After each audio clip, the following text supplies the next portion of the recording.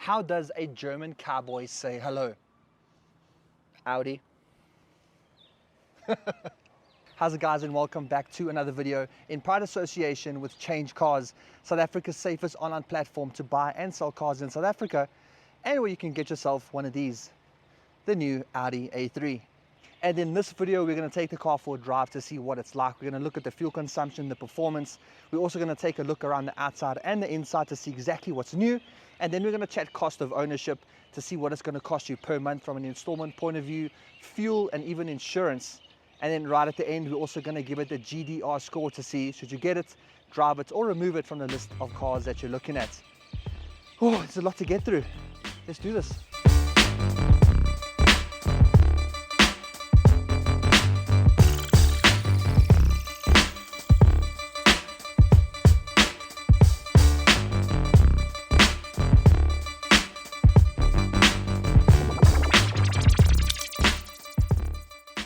Okay, so starting off behind the wheel of the new Audi A3. Now, talking about the engine, this is powered by a 1.4 litre turbocharged petrol engine, putting out 110 kilowatts and 250 newton meters of torque.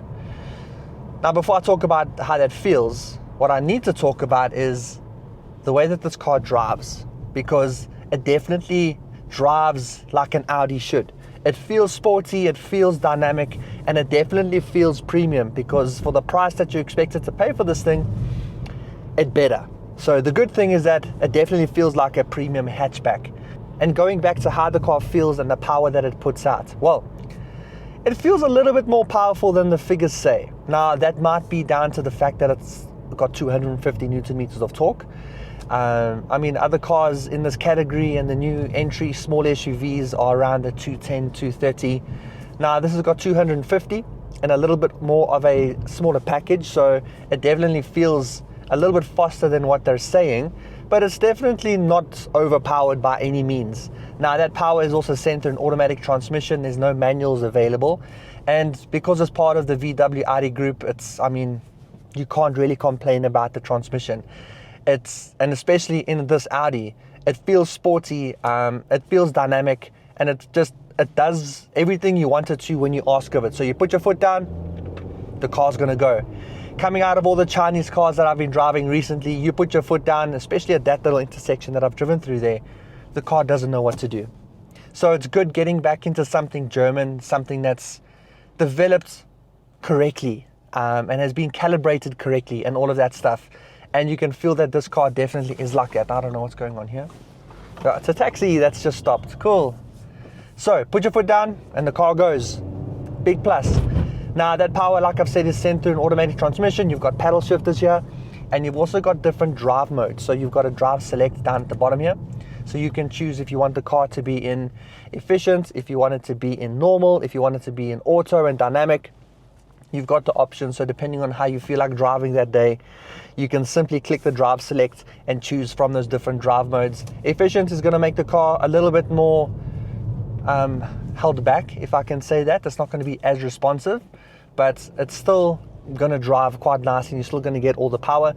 But putting it into dynamic is going to make everything a little bit more aggressive, things a bit tighter in here, and the throttle response also a little bit more responsive. So yeah, that's the engine, that's how it feels to drive. And from a comfort point of view, again, can't complain. These bucket seats, I call them bucket seats, but they feel like them. These sport seats come as standard in the A3. So these here with the embossed S-Line badge in the headrest, one full seat, red stitching, kind of like a red cloth insert into the inside here. A little bit weird. I thought that it might be full leather at least for the price that you're paying, but the way that it's been set up, it looks quite sporty and quite nice. I can't complain about that, but very comfortable. Seating position's really nice. You've also got the automatically, or I should say, power adjustable seats as well. So a luxury car of that price point, things like that are expected, but unfortunately there isn't any memory for the seat positioning, unfortunately.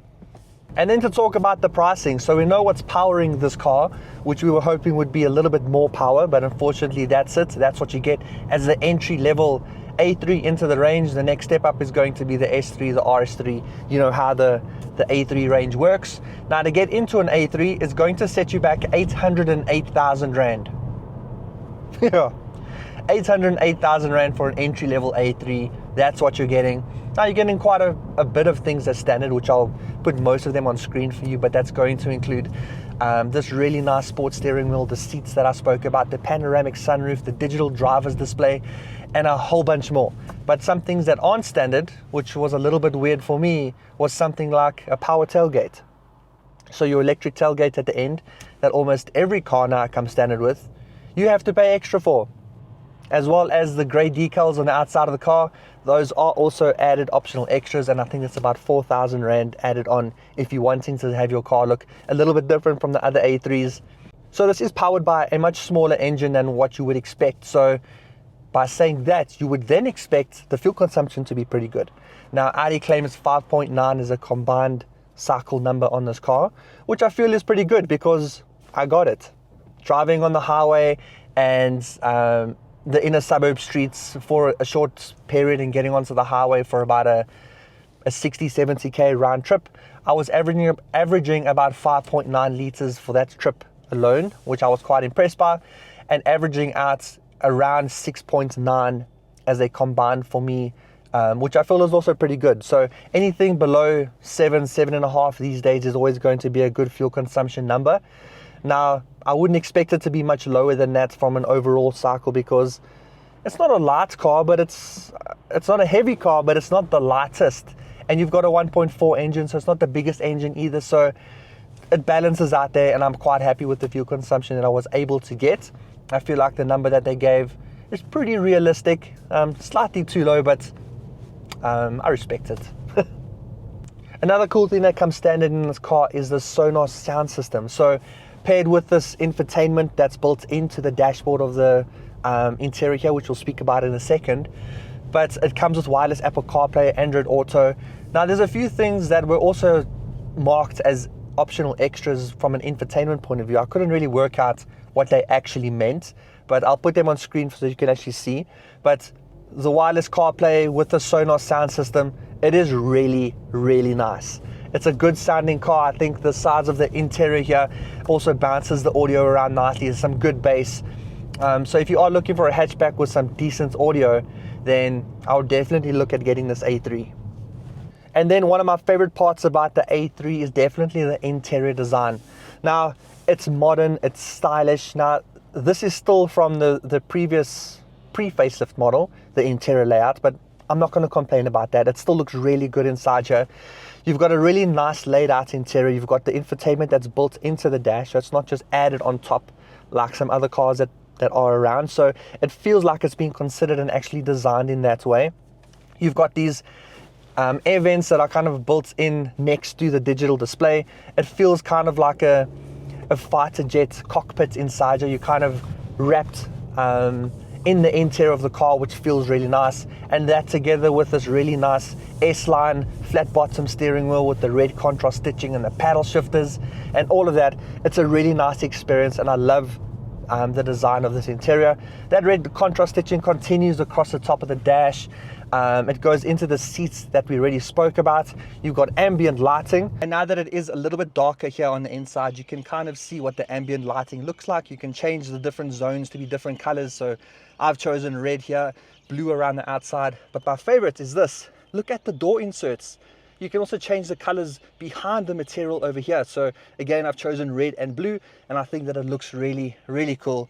It's a damn nice design, and I love what they've done with the new ambient lighting here in the new Audi A3. How cool does that ambient lighting look, eh? Especially at night. It's not on the level or in the same league as Mercedes-Benz, but I still feel like that they've put in a decent effort inside here.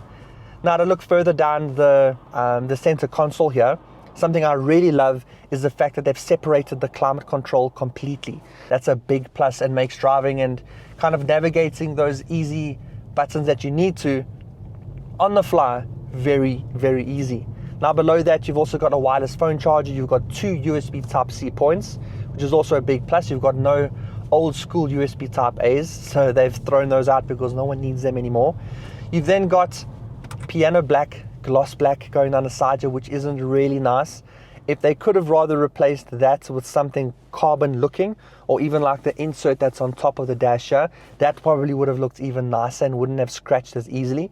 But there you've also got your new little drive selector, if you want to call it that. It's a little button that you move up and down that's now in the A3 as well as the new Golf, so you're going to find it there. You've also got a volume dial, so it's a little touch sensitive dial that they've got here for the volume. It's still better than not having anything at all that you now find in the Chinese cars. They remove it completely and you have to do it all through the screen. So I like that they've got that there, and it's quite easy to use. You then got 2 cup holders and a little armrest underneath there that you can also slide forwards and backwards to get into the perfect seating position like this.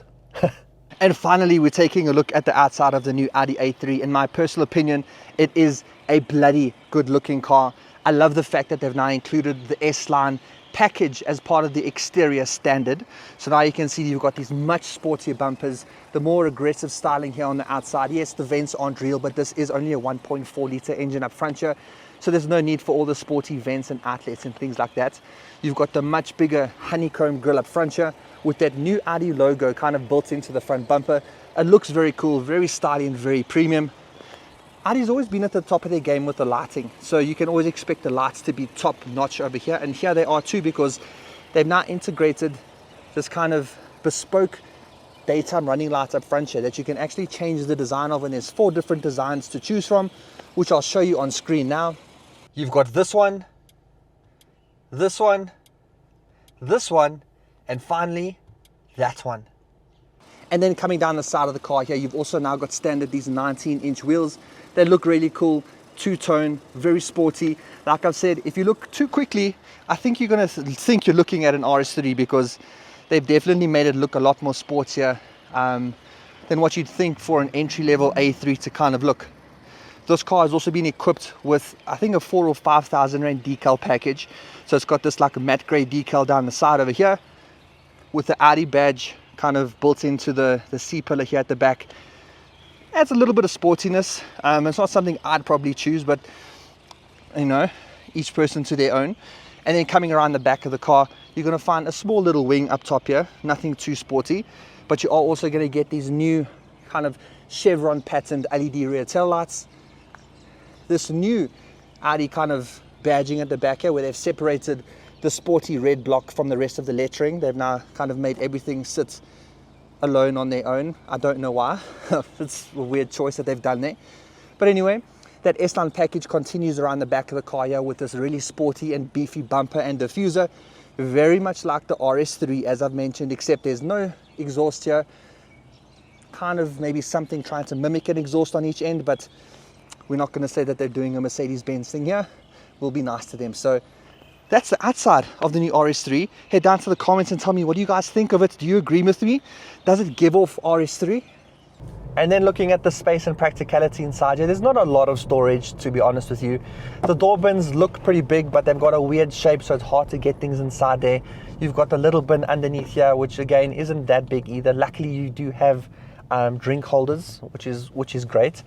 Getting into the back seats, again, the space isn't that big. As I mean, you wouldn't expect a hatchback like this to be very big inside. So I mean, I can fit there. My seats are pretty my knees are pretty close to the seats in front of me, which is in my driving position, and I'm 1.87 meters tall now. I always have to tell people that because they always ask me how tall I am. So that's how tall I am. That's me giving you additional information.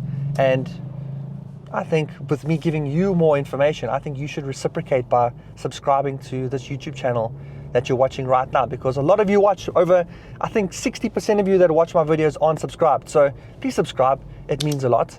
But speaking more about the space in the back there, or lack of space in the back there isn't even an independent separate armrest for your people in the back. So unfortunately they can't really lay their arms back.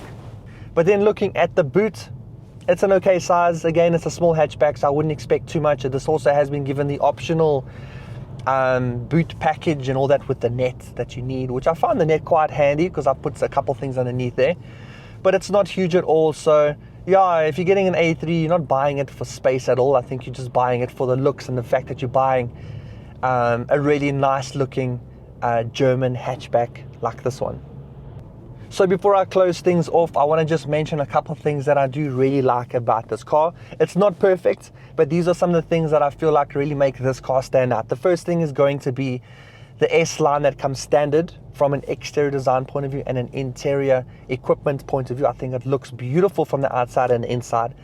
I love the lights. I love those customizable LED daytime running lights. Although they are an optional extra and they cost this much, I think that they definitely need to be added to that box when you are speccing one for yourself. I love the digital display. I love that it's customizable. You can make it look the way you want to from a couple options that they provide you. I also love the way that the interior is designed. I love the infotainment. It's simple to use and there's a separated climate control. This panoramic sunroof is also standard, so that's also great. I love the drive selects. And just overall, I think that it is a really nice looking car, although you do have to spec it quite highly in order to get all the goodies and gadgets that you really want. Unfortunately, it only comes with a reverse camera, so you don't get a 360 camera in this car, which is also a bit sucky and something that you should consider for a car that costs from starting 808,000 Rand. Oh, okay, and then onto the verdict in the form of the GDR test. Should you get it, drive it, or remove it from the list of cars that you're looking at? Oh, this is a tough one. It's expensive, it's really good looking, it drives well, it needs a little bit more power for the price that you're paying. It's really well built, there's high quality materials, it feels very luxury and sporty. If you've got the money, go ahead and buy it. But if you're on the fence of whether this is the right car, if there is another car to get, which I feel like that might be the case, then rather go take this for a drive and put your mind at ease first to see if this is the car that you want to put that amount of money to, because like I've said, it's really, really expensive. So it's a little bit of a difficult one to kind of recommend to just go outright and buy, because the pricing is just astronomical.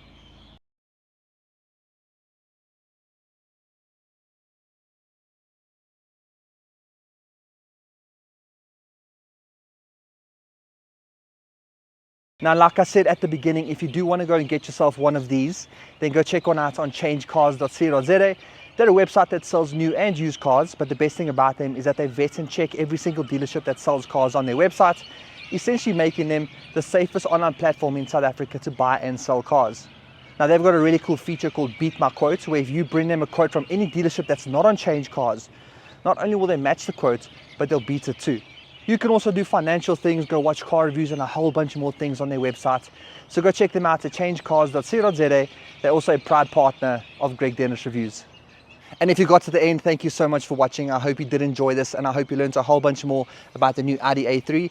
And if you did enjoy it, then please drop a like below and drop a comment too and tell me what you think about the car. And if there's anything you want to tell me about the review, or literally anything, drop a comment below. Thank you so much for watching. And until then, because I know you're going to subscribe, I'll see you in the next one. Cheers.